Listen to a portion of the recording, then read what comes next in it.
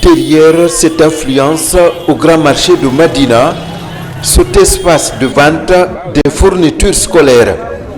Ici, des livres, des romans et même des manuels estampillés interdits de vente sont exposés sur les rayons. Question: comment ces outils didactiques destinés gratuitement aux élèves se sont retrouvés sur le marché? Ici, personne ne souhaite parler devant notre caméra. Pire, pendant le tournage, nous avons été interrompus à plusieurs reprises, bien que nous ayons eu l'autorisation avant de déclencher la caméra. Faute de répondants sur place, nous avons promené notre micro dans la rue. Sur la question, chacun y va de son commentaire. Nous constatons tous ces écrits interdits de vendre et que les gens n'arrêtent pas de le vendre. Et la même question dont moi aussi je me poserai à chaque fois, c'est de savoir pourquoi nous retrouvons ces documents dont l'État donne aux gens afin qu'ils puissent en bénéficier et qu'on les retrouve dans le marché à titre payant.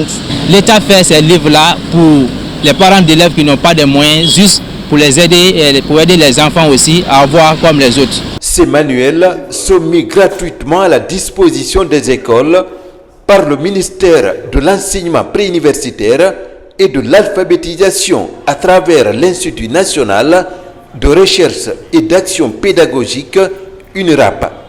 Sur place, on a une toute autre idée de la vente de ces manuels scolaires. Nous sommes conscients qu'il y a aujourd'hui des commerçants véreux qui reproduisent ces manuels-là et puis qui les vendent sur le marché parallèle. Ça existe.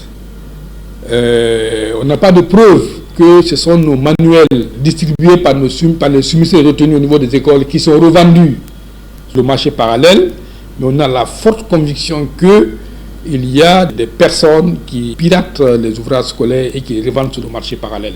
Sinon, imaginez que ça peut arriver que l'État ne commande pas de manuels pendant quelques années, mais vous pouvez trouver des manuels neufs sur le marché parallèle. Ça vient d'où? Durant notre reportage, des syndicalistes et autres acteurs de l'éducation qui disent avoir mené des investigations sur le sujet nous ont promis des révélations avant de se rétracter sans donner des motifs. Face à leur désistement, nous sommes allés à la direction communale de l'éducation de Matoto. Dans cette grande commune de Conakry, on soutient que tout est mis en place pour que ces manuels arrivent aux destinataires. Moi, la distribution des manuels chez moi, c'est une équipe à travers le chargé du matériel et il y a ce qu'on appelle les partenaires sociaux qui viennent toujours s'associer pour voir comment la répartition elle est faite pour que chacun soit bien édifié. La vente des manuels scolaires destinés gratuitement aux élèves est une pratique ancienne sur les marchés de Conakry et de l'intérieur du pays. Au ministère de l'enseignement préuniversitaire et de l'alphabétisation, on observe impuissant la commercialisation des livres destinés aux élèves. Lors de son passage dans l'émission On fait le point de la télévision nationale, le chef du département s'est contenté d'une dénonciation formelle de la pratique. C'est un gros trafic, hein. C'est pas deux, trois individus qui, c'est un réseau. C'est un réseau, c'est beaucoup d'argent, mais les services compétents travaillent effectivement à pouvoir petit à petit, comme ils l'ont fait pour les médicaments illicites, ils sont en train de le faire aussi pour les manuels scolaires et tout ça. Pour les commandes faites pour l'année dernière et cette année ne sont pas des grosses commandes. Et s'il faut encore détourner cela pour le marché parallèle, tu vois ce que ça fait.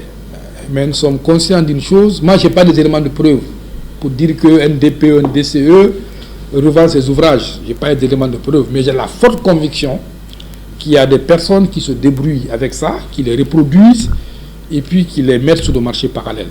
En attendant une réelle volonté pour mettre fin à la vente des manuels scolaires destinés gratuitement aux élèves, ces livres continuent d'inonder les marchés du pays.